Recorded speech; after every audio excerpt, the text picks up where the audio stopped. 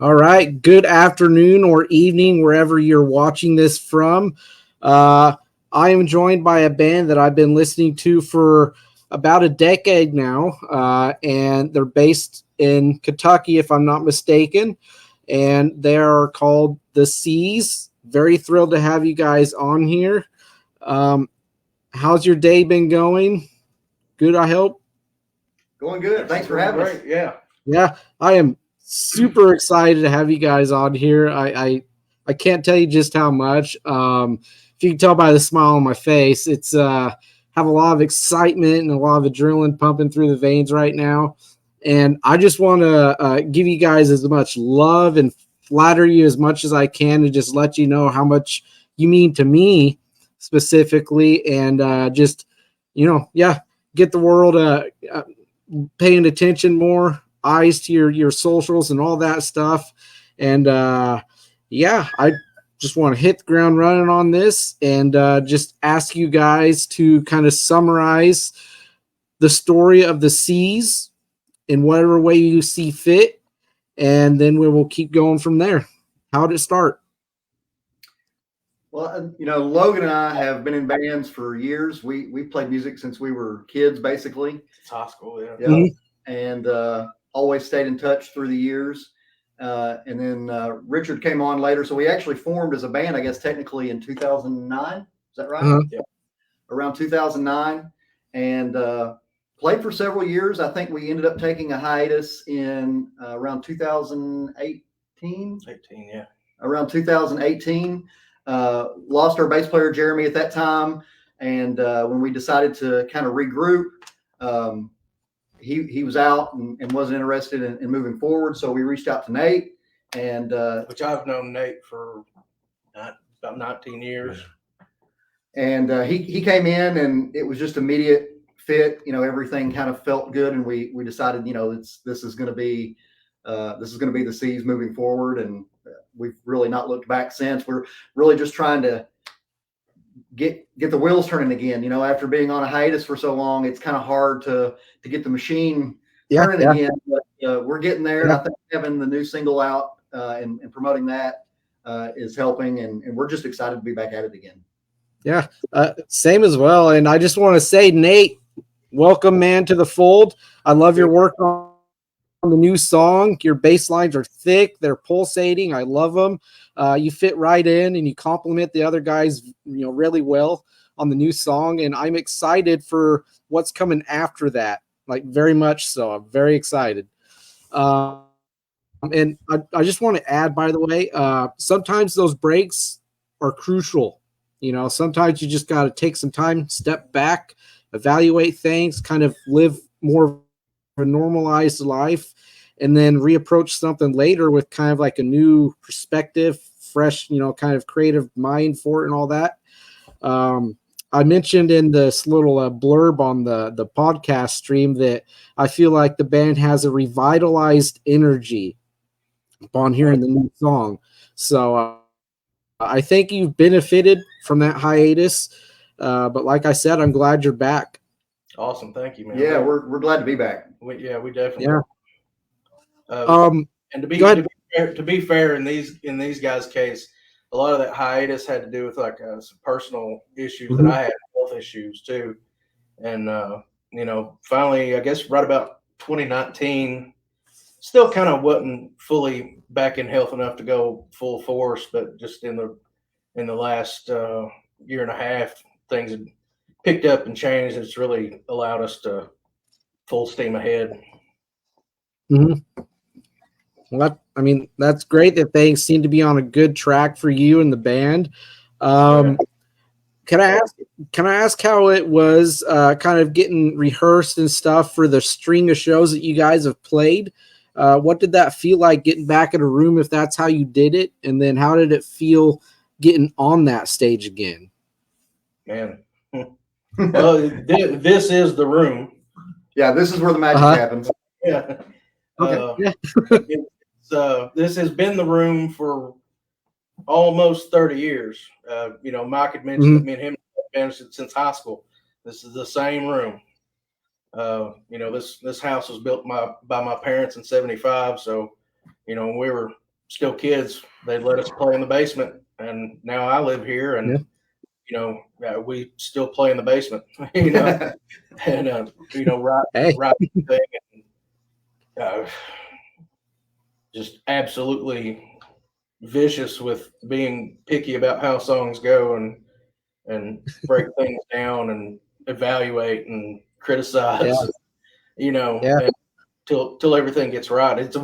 We are a very long process when it comes to writing. Yeah, we're a little exhaustive when it comes to writing, but really we found that's the only way that we're really happy in the end. We kind of have to pursue all those different possibilities and different ways the song could go, and then it seems like only when we do that are we really satisfied that we've made the right decisions. So, but as far as playing again, after the hiatus, it was a little bit nerve-wracking. It had been a while, I think, since each of us had gotten in that situation. I know Richard is a fanatic. He plays drums every day. He's a phenom, by the way. He's a machine. But a machine. I had a live situation or in a even in just jamming around in a few years, and so it was a little bit nerve-wracking. You in the back of your mind, you kind of wonder, can I still do this? Is this something that I'm still even able to do? It didn't take too long, and things seemed like they clicked right away. I mean, Nate was, I think, really impressed all of us because we kind of we threw a ton of material. We had the 2 albums prior to that, and we just kind of threw it all at him, and it was just like, learn this. and man, it was pretty incredible to get in a room, and after so many years to kind of hear the songs coming back to life, and how quickly they started to come together. That was a good feeling. That was that's in that moment, I think it was when we all kind of realized like, okay, we can do this. This is going to work. Yeah, chemistry's still all there. The creative juices are still there. You find that your voice is still as versatile as it was, when you stopped. And that, things. It looks like I missed a comment. I'll touch on that here in a second. But that's good to hear. Everything feels great. Playing these songs again feels right. I haven't personally seen you guys live, obviously, but I have seen videos here and there of some of the recent things, and it makes me hope that there could be that possibility down the line if it gets to that kind of smaller tour kind of situation of being able to witness that in person, because there's a handful of songs that I need to hear them live. The Hunter, Battle Cry, A Separation, just a whole slew of songs.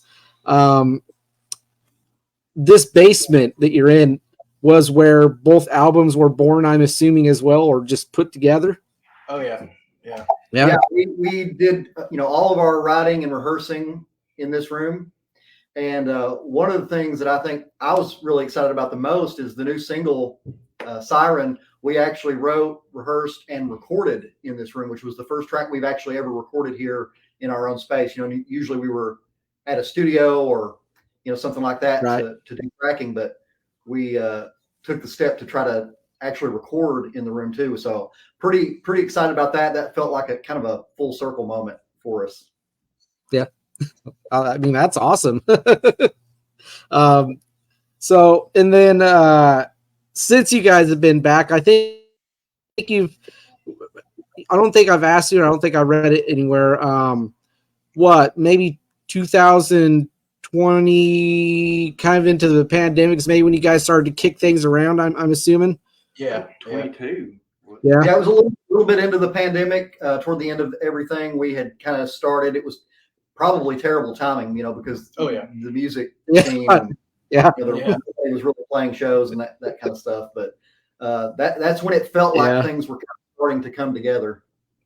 Actually, our next single was written in 2019, right before the pandemic, and then we kind of started back full steam, in the last 2 years. It's been almost 2 years now. So yeah. And if you touch on this, I apologize. What was the moment that kind of led or made you want to have the Seas be like a collective again? Well, can you pinpoint that moment? I kind of, like I said, after some health issues and started getting to feeling better and stuff like that. I just remember getting up with Mike and Richard and it was like, man, I want to do one more album.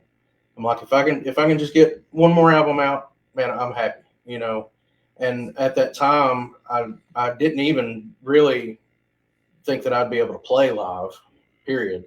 Mm-hmm. And you know, we just kind of started up down here, and you know, like I said, our next single was written down here in 2019, and that's kind of where it started, and it kind of fizzled out a little bit, mostly because of the pandemic and health and stuff. But yeah, I was kind of sitting around and tired of being tired. Mm-hmm. At that point, and you know, like I said, call the guys up. And I'm like, I need to do one more album at least. You know, Yeah. Happy with that. So Yeah, I don't think any of us ever really felt like we were done. You Yeah. know, like that was the end of it. Of course, Logan, we wanted Logan to be healthy, and that was really the key to everything. Is Right. if he was feeling like he was capable of doing that. But we really did at the beginning kind of. We definitely eased into it. You know, it was like, well, let's just get together and write some stuff and kind of see how it feels. And then as he continued to improve and we kept following that path, we got to the point where it's like, okay, we want to play a few shows and started kind of getting the old material tied again and rehearsed. So that's kind of how it just went from there. And I think now we're at a point to where we're looking at, you know, playing future shows and writing new material and kind of really seeing what's next. Well, I'm here for all of the above, even if it is another album and then maybe hanging it up after that. I'm thrilled you're back. I'm eager to hear more. And mentioning that, you mentioned that when you guys write, it sounds like you're pretty critical. The process is long. You want to make sure that it's exactly how what you feel sounds right to you, something you're proud of. But going a little bit deeper into the songwriting, is it like for you, Michael, for instance, are you the main lyricist, or is it all of you, you know, that kind of pitch in and say, oh, maybe try this, or maybe, you know, another one picks up a guitar that's usually not playing a guitar, and he kind of like shows, you know, plays a little something saying, well, how do you feel about that and this part of this song?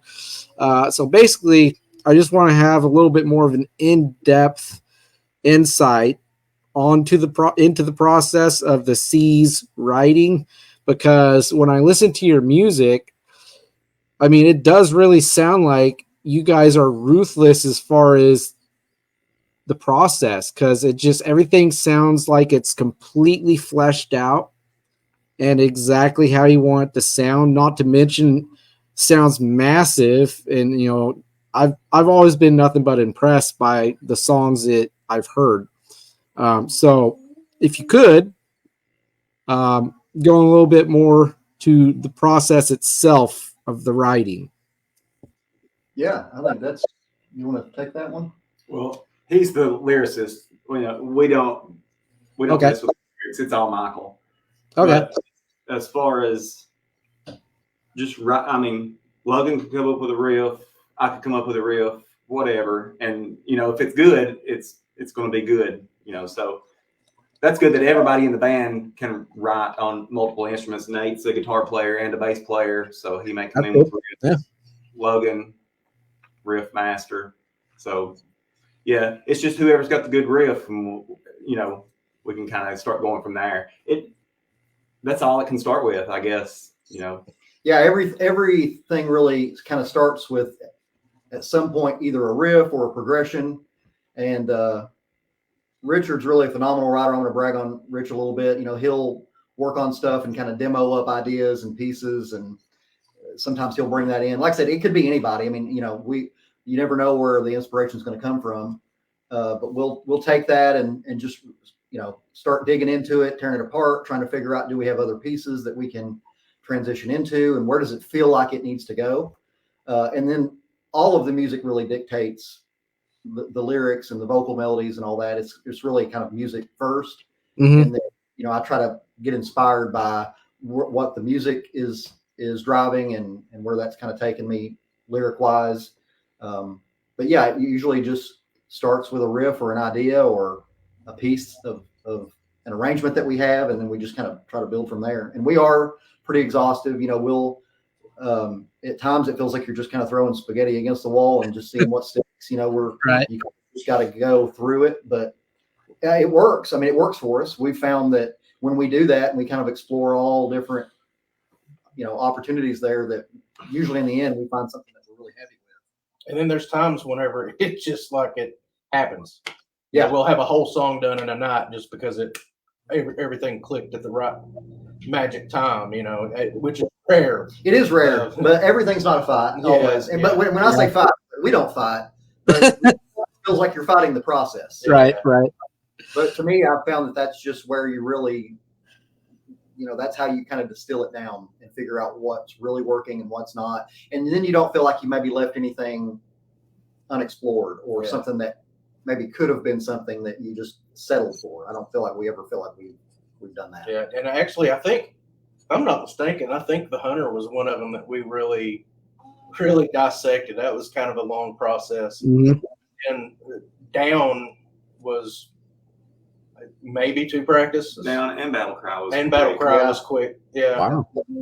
Yeah. And it's funny now because we're sort of getting back into that writing space and exploring different ideas. So we've been going back through some of our older, we would record practices or different riffs that we would have. We would record those, and then so we didn't forget them, and we could kind of revisit them. And we've been going back, and it's funny because now we've come across some recordings where we're just figuring out like the beginning of some of those earlier songs, and you can hear some of the main riffs that evolved into other things and other pieces maybe that didn't make it. So that's been kind of neat looking through that. It kind of gives you a different perspective looking back through and listening to them as we were writing them and kind of what we were thinking. So that's been kind of cool too. Right. And for anything that doesn't quite make the cut, is it hard for you guys to kind of put that one on the back burner or like file it away on the hard drive for the time being? Or is it kind of not so much of a hard thing for you to do because that you'll probably reapproach that later on and flesh it out more? Yeah, I think it's more the latter. I mean, we're not afraid to kind of keep things in our back pocket. And we've done that, where we have a piece that we're trying to work on in a song and maybe it doesn't work or it doesn't fit. And we kind of set it aside. And then later we come back on a completely different song and say, hey, maybe this will work, and we kind of explore that. Be like, hey, what about that one riff? And yeah, I think even in the amount of time that I've been in this band, there's been 3 or 4 songs Yeah. that we touch on for a day and then you don't hear about it for a few months, and then just you're getting ready for a show or something and not working on the new stuff. And then now we just played a show and I don't know when the next thing we have booked. So we'll get right back to, hey, let's look through our voice memos on our phone and find that riff from 3 months ago. That sounds like a fun thing to work on. Yeah. And we get 30 minutes of work done on it and then not touch it for another month. And I think it's all a big soup in that way. You don't ever get your feelings hurt by not working on something because you're really to it for sure. Yeah, exactly. Right. Ashley Powell says, these fellas are literal musical geniuses. I got to hear this last single come together from upstairs in the house. I'm jealous. And every single detail had to be absolutely perfect. And every time they'd work on it, I'd be blown away at how much better and tight it would be. Very proud of them and for how much they pour their hearts into the music. I agree with you, Ashley. It's a very tight song, very well written. I love all the layers it has, and it's got a really powerful emotional charge to it. And just like in my review, I was talking about how it conveys desperation, hopelessness, maybe a little bit of hope, and just how the song goes through those ebbs and flows. Everything works in hand with one another. Instrumentation, vocals, lyrics, any kind of keys or samples or whatever that are layered in there. Everything just came together in such a brilliant way for Siren. Yeah. One thing I like to I like to point out is I had a friend of mine message me about a guitar part in that song. And what a lot of people don't know is a lot of the guitar parts that I'm playing right now wasn't even the original guitar parts. Those guitar parts ended up getting transposed over to Richard, Wow. and Richard recreated those into samples because I still wanted them in there, but I was like, write these chords and you know, you think you can throw these on samples and have them playing back, over top of it? Yeah, and so a lot of the I guess not necessarily the melody, but the sample hooks and loops. Yeah. The guitar parts that he had written for like the chorus and the very end of it. And I really think that's kind of what sets us apart too, is in our sound is, a lot of what Richard's doing with samples and atmospheric elements and things like that. But really, I think it gives it makes our sound a little bit more unique and allows us to do things that traditionally, most of your 4-piece bands aren't really able to do. Right. And I got to say, when I first heard your band, I didn't think you sounded like anybody, if you know what I mean. Like you touched on, you have your own sound. It's unique. But saying that though, I'm sure that you guys have probably had comparisons drawn to like a Perfect Circle and, bands like that. They're kind of like in a similar kind of progressive alternative metal industrial kind of, offshoot of heavy rock and stuff like that. Bringing this up because talking about the creative process and all that, I've always wanted to ask, as individuals, you probably bring a lot of different tastes in music to the table, right?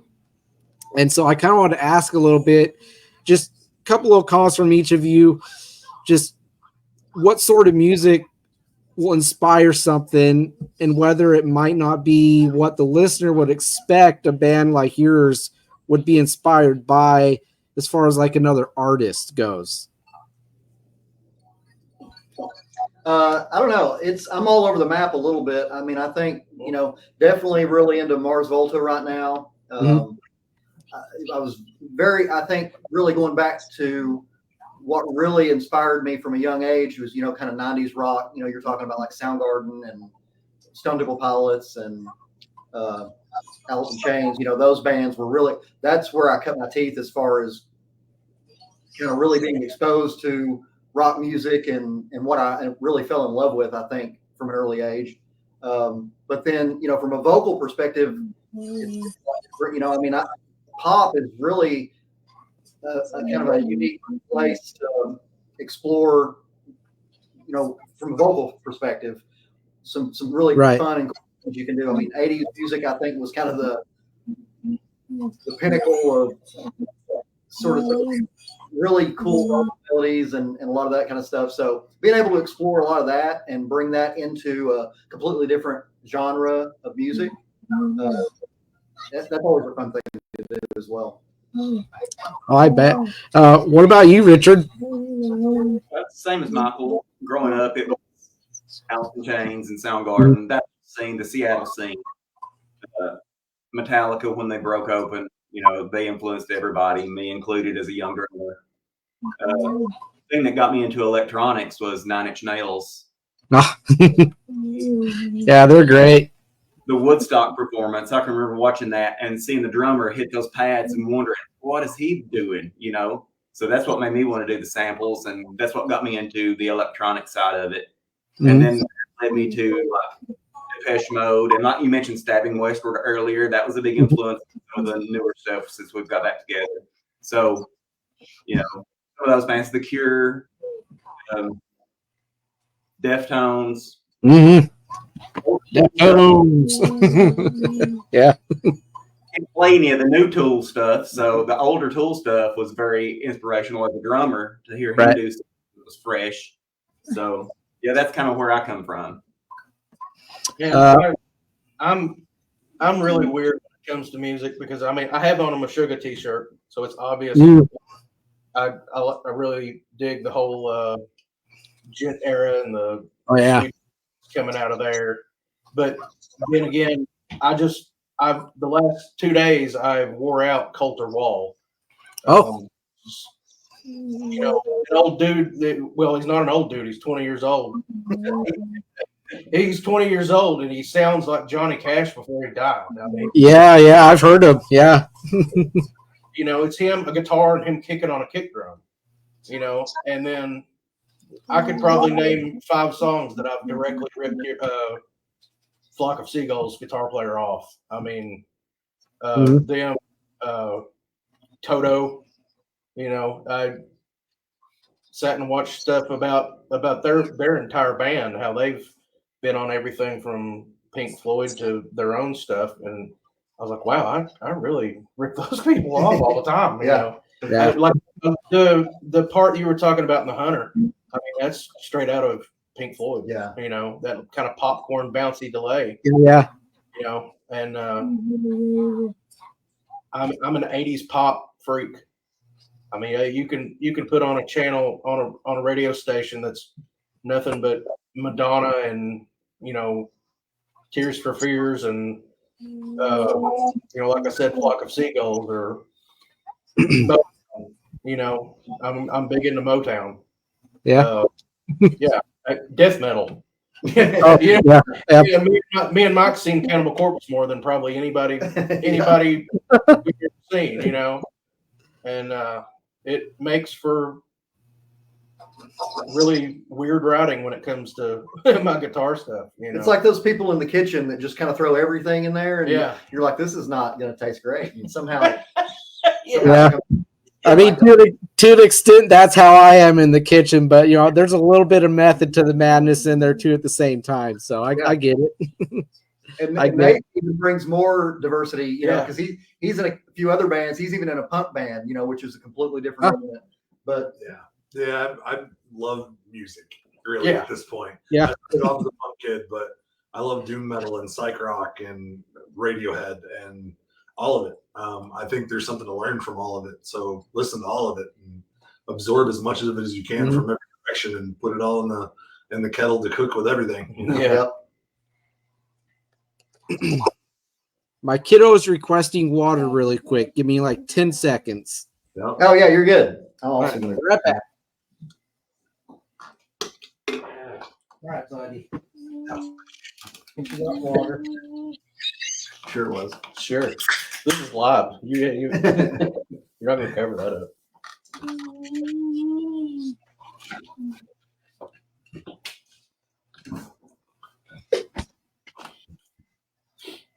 That was Ava. Yeah.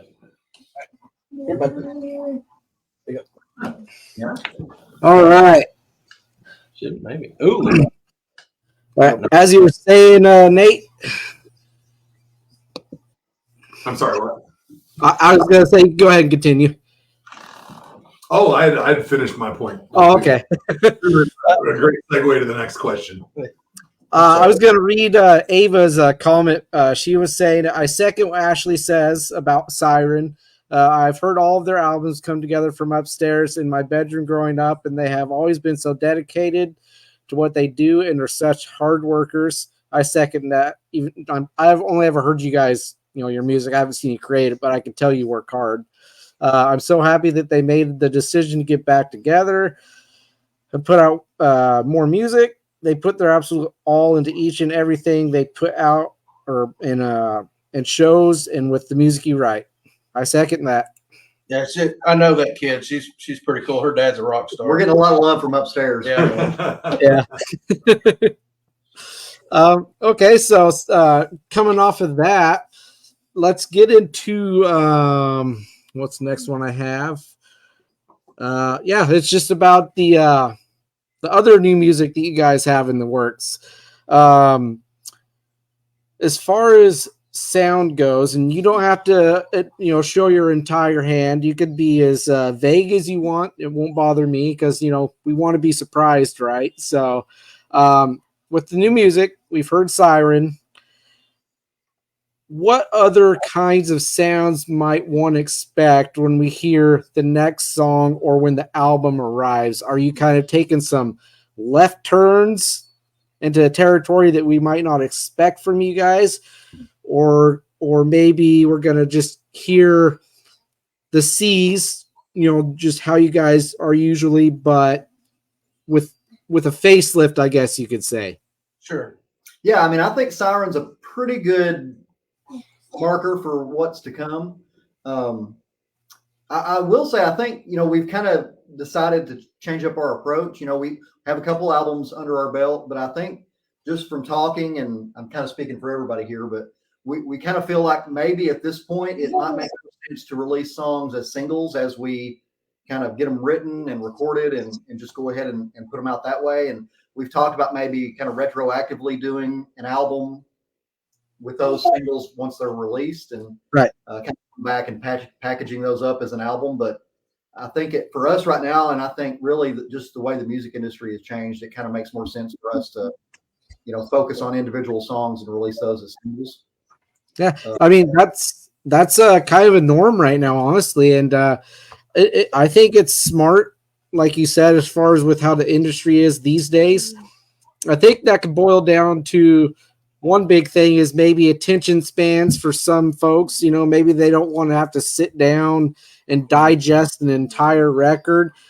Me, I mean, I'm only about 38 years old, but I love having the physical product in my hands because I want to take off that wrapper and I want to be able to smell the booklet and just that smell from a new album, hitting my nose, and just like having the art for it and reading the liner notes and all that stuff. I love that experience. But as was said, we're in the digital age now, right? So I totally get it, man. It would probably make more sense to, for now, single approach. And then, like you said, I've seen a lot of bands do it that way of making it a compilation once everything is out that you've finished up and sent out into the wild, so to speak. Yeah, So, I mean, you're definitely speaking our language. I mean, Yeah. I think that's where really our hearts are at, as far as, putting songs into an album and really being able to kind of take care to how songs move from one to the other and how an album would flow in totality. And yeah, there is something to be said for, the album artwork and the liner notes and really kind of putting it all together as a piece of art, not just the audio end of it, but how it's right. presented and everything like that. So yeah, it's a little heartbreaking to see that they seem to be moving away from that. But I certainly think that would be something that we wouldn't consider in the future. But for now, especially since we're sort of writing songs as we go, we don't really have a stockpile of songs like ready to just go record all at once. I think it just kind of makes more sense. And then, like you said, people's attention spans, they're different now. And to kind of stay relevant, I think you kind of have to drip instead of release. I think that makes a lot more sense. But yeah, we got a new tune that we've actually played live, couple 2 or 3 times, that we're pretty stoked about. And I feel like it's maybe a little bit more of just a straight ahead rock song. I say that, but it's more immediate than Siren. Yeah. Oh, okay. Yeah, but it's definitely got its moments, and I think it still feels like us, and we've definitely put our stamp on it. But I don't know, how would you guys? The song's called "Who We Are Now," and anything about that one we want to tease or share? Nothing. Nothing. No. See stuff in it. Yeah. I mean, it's It's definitely got our sound. Yeah. But I don't think it would really compare to anything. Does it does it give you vibes of anything? There's parts of it that remind me of like the verses in Bam. How they're kind of slower and kind of sludgy that come out of explosiveness. Yeah. I can see that. Yeah. Yeah, the verse definitely has Then it that has vibe. then it has its kind of juxtaposition of dropping into something that you really wouldn't think that it would drop into, and then swings right back, back into the sludge Yeah. type thing. Playing it live though, it really does. Yeah. I mean, it just feels like a rock song. It's kind of those 1, 2, 3 go, like, yeah. But What else we got? We got some more driving bits and pieces, but I think that's really our next, what I would consider really a complete song at this point. Yeah.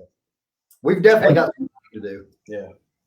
Well, I mean, I think you guys are going to hit it out of the park with all the new music you're making. I'm really excited to hear it, like I said, and I showed my wife Siren after I wrote that review for it, and I texted her the link for it once he posted it up, and I said, "Hey, look, check it out." She was like, "What am I looking at?" And I'm like, "Well, first of all, it's a band. They're called the Seas. This is a new song they have called Siren."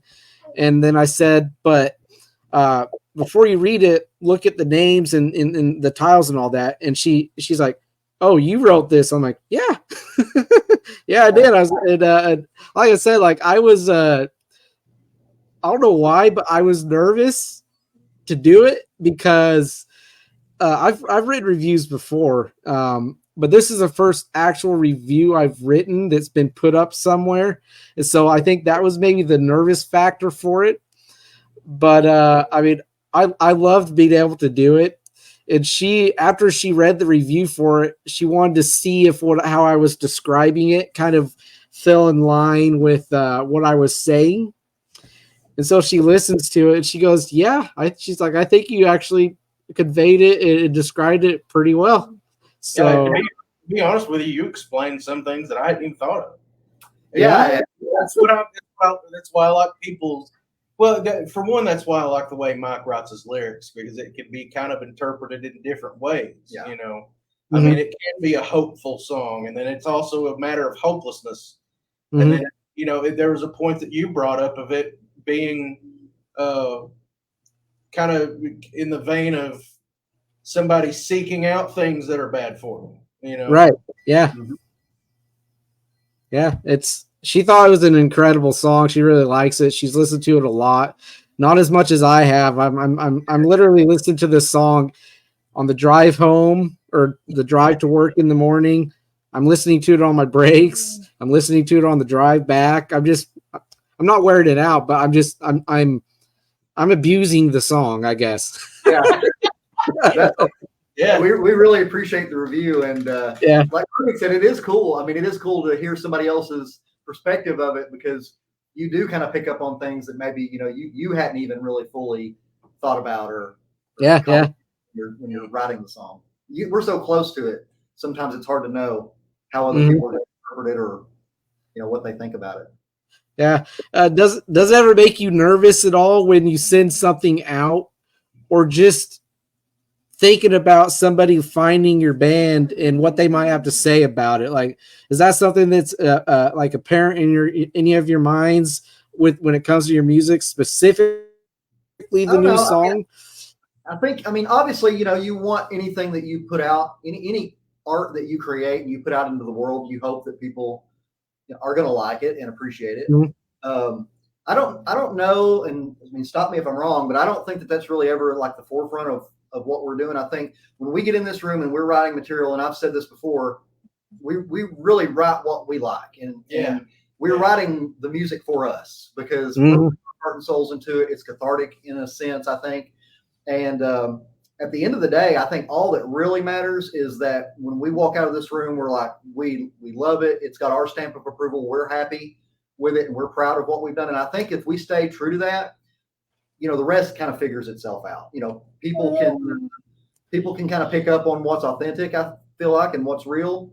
Right. And what we do, I feel like, is definitely authentic. I think we're true to ourselves and absolutely passionate about what we do. So if somebody likes it, that's awesome, and we love that they connect with it. And then if it's not for them, then that's cool too.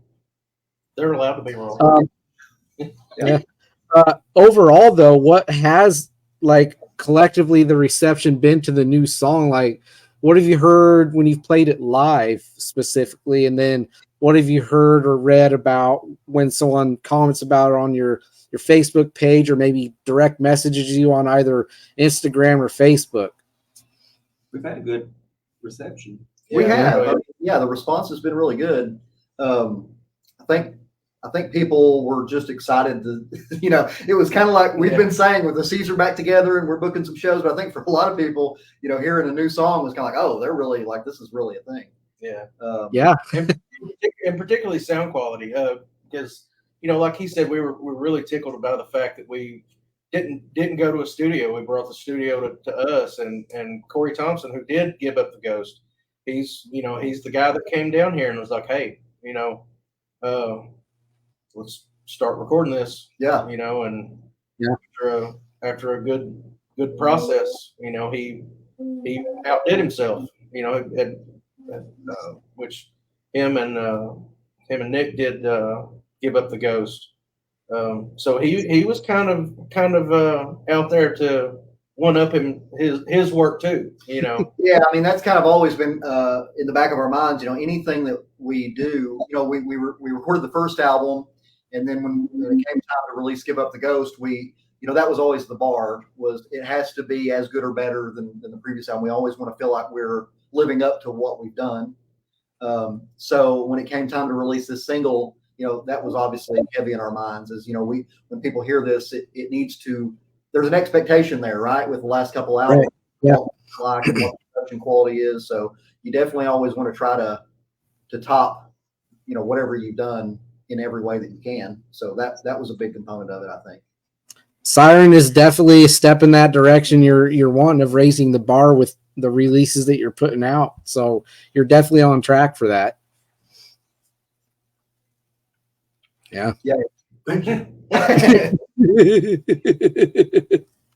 But I'm just gonna say it's really difficult for me to sit in this room and pretend like we're not idiots, because our practice routine is us giggling like little girls for about 3 hours while we write and do this stuff, and then we get on stage or we get on a podcast and we're all serious and throwing down good shows and stuff like that. That's not how this stuff gets written. We're idiots. Yeah. Hey, I mean, I echo that, because I don't know if you could get this the impression of this just talking to me on cam to cam, but I'm kind of a goofy, awkward guy, and I get very excitable and like I could stammer and stuff like that. So I'm no stranger to the goofiness and things like that. My wife pokes fun at me all the time when she watches back through episodes I've done, and she'll kind of chuckle and say, why'd you have trouble pronouncing that word at this part? And I'm just like, it's just something that happens, when you're talking, and sometimes your tongue or whatever gets ahead of your brain, or your brain gets ahead of what your mouth's wanting to do, and it just kind of, word vomit or so no, it makes it fun. So yeah, I say let it go and have this go the way it's gonna go. Yeah, exactly. Yeah, and we have fun. I mean, that's the key. If like we're not down here having fun, something's wrong. Yeah, but it kind of juxtaposes our music, or it mimics our music, because we get in this practice room and we're absolute goofballs and writing this stuff, and then we get on stage and it's like I'll like my wife be like, why do you look so serious? Why do you look so mad? And like we put on shows, we're just completely opposite ends of what she hears during practice and stuff. Yeah, it's time to get serious, right? There's a time to be game face. Yeah. Game face. Yep. It's also like we drove all the way here. Let's not mess this up. Yeah. Well, hey, I mean, every band's got to have like live moments. Like who's the band that gets talked about all the time and joked about, like when you have a mess up? Spinal Tap? Is it Spinal Tap? Yeah. Every band has a Spinal Tap moment, not once, multiple times in their career. So my pants fell down. So that's a true story. Yeah. Stuff some girl's forehead. Yeah. I got nothing other than my pants around my ankles. Right. Not even in a good way. The show we played last week, when I came off stage, Bob from the band Kjarn was like, I heard you missed that note. You're out of the band. And I was like, whoa. Bro, somebody from the crowd called me out. Yeah. Yeah, kind of one of those things where you think you got away with it, but then you didn't. It was loud enough, nobody cared. Yeah. Yeah. Oh, hey, nobody's voice is going to be perfect every time. Sometimes you're going to go to hit a note and it's going to sound like you're hitting puberty again, you know? Yeah. Been there. It happens, you know? Actually, I started a show off just like that the other day because it was like your voice cracking. I hit the wrong button on one of my processors and it just went. I love it. And then plug it back back in. in. Yeah. Yeah. Wait 30 seconds. Yeah. Plug it back in. Yeah. And then it's good. Well, before we start wrapping up, we touched on the plans for, you know, the future releases and everything. I did want to ask you guys, because speaking of the review, not to plug myself, but I'd be happy to do it again for the next one. Nice. If that's on the table, I'm more than happy to do that. I'll be honest with you guys, that made me feel pretty good.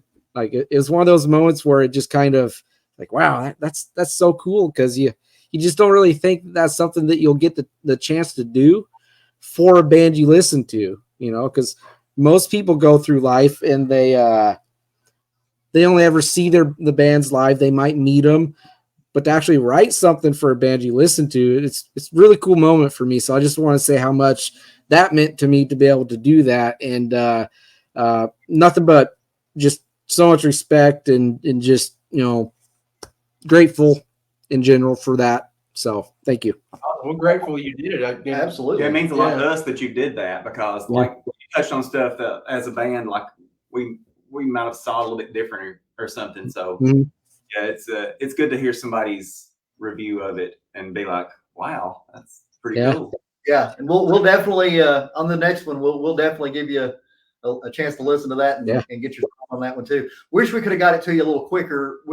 It's all right. We're kind of under a really crunch timeline because you know, we wanted to release it and get it out as quickly as possible, but we knew we needed a little bit of time to promote and kind of get the dominoes stacked up, so to speak. But it was a lot more than we hadn't released anything in a minute, so you kind of forget. You know, you get how all the work that goes into something like that kind of gets glazed over, and you forget this is a lot of work. You know, to put. A lot goes into that, man. A lot more than what people might think. Like even a simple podcast like this, the things and behind the scenes that I do, just for instance, just reaching out to bands, talking with them, you know, going over any kind of conditions or whatever, you know, there's, I don't know if you want to call it logistics or just like checklists that you got to go through to make sure things are where they're needing to be and everything. So I get it. Yeah, it was totally cool. Didn't have to send it to me early. Could have sent it to me after like you did. Either one would have been totally cool with me. So getting to the end of this, I kind of do like this rapid fire kind of thing, and just I kind of take a turn away from like the topic of music in a sense, but it's kind of tied into it. And this first question I stole from my friend JT from Beyond the Breakdown podcast. He likes to ask his guests, if you could take a food or a drink to describe the seas, what would you pick from either one food, drink, or both? Are we on hot ones right now? Are there hot wings? God, I wish. I'm hungry. Yeah, hot wings. I'm going to go with hot wings. Hot wings? All right. Yeah. What do you got? Oh, that's not our answer. I thought that was a collectively. That's our answer. Mike speaks for you. I'm fine with it. I guess I'm brave. I guess I'm brave to ask that question. Good, right? Ashley says I'm brave to ask that question. I figured Nate would go with pizza because Nate's always wanted pizza. Yeah. Ashley's husband's a rock star too. He's a pretty cool guy. I'm surprised I didn't hear something like a T-bone steak or a prime rib or something. No, bologna sandwich. Yeah. And then what would be, before you guys decide that you're content with where things are, what would be like someone you'd want to work with on a song, or just work with in general? Anybody at all. It could be pop, rap, metal, death metal, anything. Trent Reznor. Ah, yeah. I think That guy's a brilliant individual. Pretty close. Group answer. Yeah, Yeah. group answer. I'm not surprised. He's pretty sought after. Yeah. That is what's on our marriage license. Occupation rock star. Funny. And then would it also be the same answer if I asked you a band to go out and play shows with? Would it also be Nine Inch Nails, or would it be? I wouldn't turn that down. Yeah, we would not say no to that. Yeah. Really, I would like to play with anybody. You know, I think we're well rounded enough that we could play with, metal or just straight ahead rock, or even on the pop side. I feel like we could go over pretty well with anything. Our style of music had kind of fell off the radar for a little while, but now it's kind of starting to come back, and not a lot of people are doing it still. Yeah. We have a lot of sludgy and doom metal and hardcore bands, but even playing with those bands, that's what all those people cut their teeth on. So we'll play shows with these bands that seem like it's kind of an odd mix, but then everybody that's there still love it because that's They're Deftones That- fans. at some they're point- Deftones fans. Yeah, at some that's point they were probably doing what they listened to before they got into some of this other stuff. Right. And it's always cool to be on a bill and kind of be the odd man out. To be the one band that like sticks out. Just people tend to, I think, remember us sometimes just because we are a little bit different than the bands we're playing with, and that goes for both ends of the spectrum. When we're playing with really heavy metal doom band, or Right. We played with Trivium and You played with Trivium, really? yeah. Every Holy other band that was in that bill was more like Trivium, and then we pop off with opening up with Human Condition. Yeah. Across the earth. Across the earth, separation, and it's another song, The Great Wave. That was basically our set. Didn't sound like anybody else that was up there, and that's what people remember. I mean, obviously Trivium.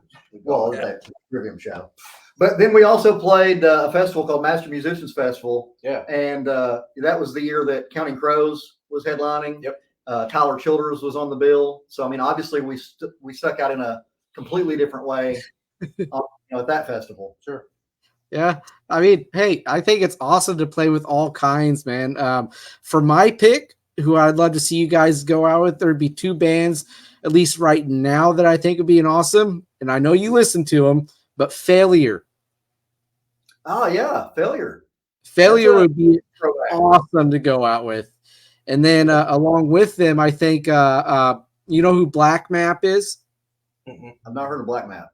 Black Map, check them out. I think you three on a bill would complement each other really well, even though there are differences. There's enough of a difference there that people would be like, oh, cool. But there's also the familiarity. They would also be like, oh, sweet. But that would be my pick. Call them up. Tell them we're in. Yeah. Or even Chevelle. Chevelle would be a brilliant one. Yeah. Chevelle's always good. I think Chevelle is extremely underrated. They are. Underappreciated, underplayed. Yeah. Underrated. They get it. They deserve that. But I mean, Yeah. I know Chevelle and me go way, way back, as it seems like with you guys as well. They definitely they deserve so much more recognition that they get. They're better. I don't know if I want to say better, but just they're so creative and their sound is just so unique, and they're one of those bands immediately you know it's Chevelle as soon as you hear it. If you've never like the first 2 seconds of a song, you're gonna know. Yeah. I think that's about all I have for this as far as the notes go. Anything last little bits that you guys would want to comment about or make known? We don't really have anything big coming up as far as shows or anything like that. We actually don't have anything else booked, and we're probably going to be working on new material, I would imagine, over the next few weeks. We do have Wintertime's going to be our writing time, I'd say. yeah, in early next year in February the 12th. That's on a Wednesday. We're actually that's my birthday. Oh, no way. Yeah. For your birthday, we're going to be on Somerset 106. They have a show called The Set List. So we're going to be on that, and we're pretty pumped about that as well. So tomorrow's his birthday. Yeah. Happy birthday. But, you don't look a day over 30. What's that? You don't look a day over 30. So you're the best. Yes, sir. We'll be back. You just let us know when to come back. We'll be back. Hell yeah. Well, everybody that tuned in, I appreciate you as well for coming in and chatting with the guys. Some family, as I see it, showing some love for you as well, and that's awesome. I love it. It's been a whole lot of fun chatting with you. Back in 2000, towards the end of 2015 into 16, I didn't think I'd be on a podcast doing this and talking with the C's. So this is kind of like every episode I do is surreal, just because of that. That fact. You never know what you're going to end up doing in the future. But I feel very fortunate to be able to do this. And like I said before we went live, really appreciate you guys agreeing to do this. I think you deserve the world, and I think your music is brilliant. I want more ears and more eyes noticing just how brilliant you are. And that's my hope. One of my hopes for having you guys on and writing that review and is just getting the love your direction. So thank you for coming on. And if you don't mind, just for maybe a couple minutes after we end the stream, just going to say a few more things to you off air and then get you guys on your way. Thanks for coming on. Thanks for having us, man. We appreciate it. And absolutely, anybody of our fans watching this, check him out, follow his Facebook, all this good stuff. Liars Pacifist. Yep, showing the love. Thank you. This will be live on the Facebook, Liars Pacifist, the second I hit end stream. And as long as it gives me the option to from Facebook, the last one I didn't give me the download option from Facebook. I'll have this up on the YouTube page as well, which is the same name as the Facebook, but with podcast added at the end of it. So, all right. Thanks for tuning in, everybody. This has been Liars Pacifist with the C's. Thanks for having us.